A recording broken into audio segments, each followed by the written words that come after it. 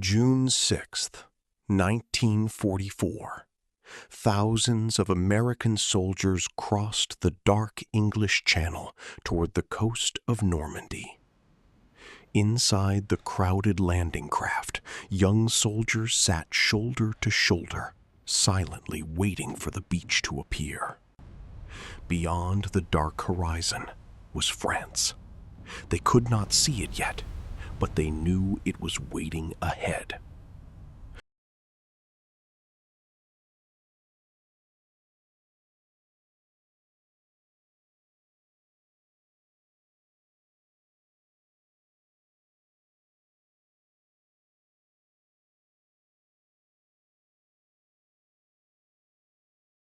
But no training could prepare these young men for what they were about to experience on the other side of the channel.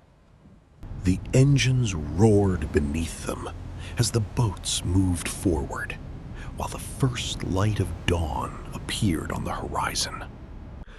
Through the morning haze, the coastline of Normandy finally emerged. France was getting closer. American landing craft spread across the channel, heading toward the beaches of Utah and Omaha.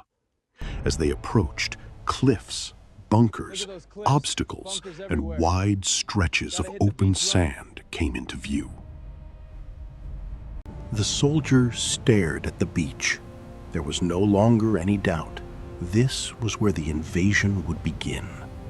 Around him were thousands of young Americans, some checking their equipment, others simply staring ahead. Then the order came. The landing ramp began to lower, revealing the coastline directly ahead. The beach was enormous. What had seemed distant now stretched across his entire field of view. Smoke covered the coastline. As naval guns fired, aircraft crossed overhead, and landing craft rushed toward shore. The soldier stepped forward into the cold seawater, joining the other Americans, moving toward the beach. Within seconds, everything became a blur of smoke, movement, shouting, and confusion. Ahead were some of the strongest German defenses in Normandy, built into the cliffs above Omaha Beach.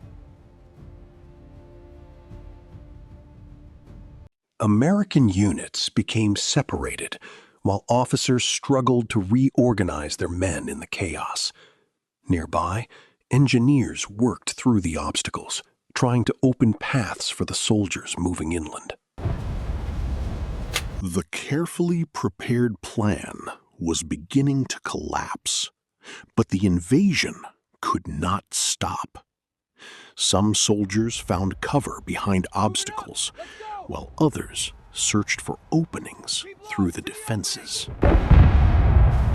For everyone on the beach, the immediate objective was simple: get off the beach and reach higher ground. Hours earlier, commanders had planned every movement on maps.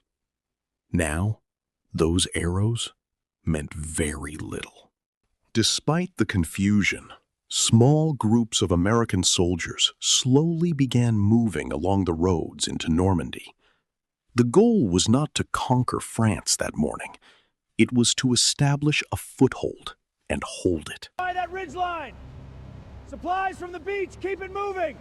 Every yard gained pushed the Allies farther inland, while every road became vital for the advance.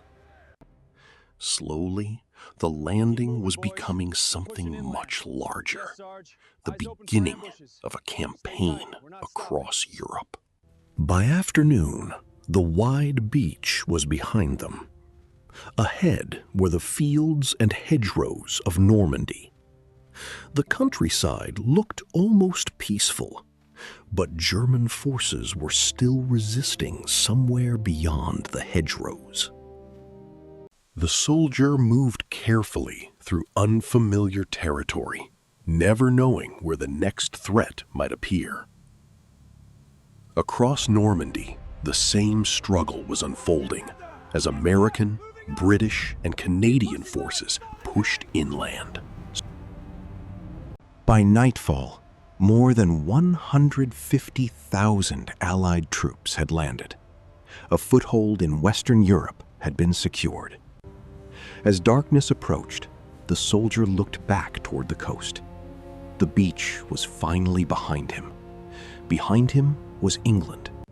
Ahead was occupied Europe, and a war that would continue far beyond Normandy.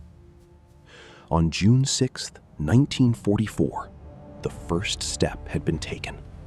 The road to victory was still long, but it had begun.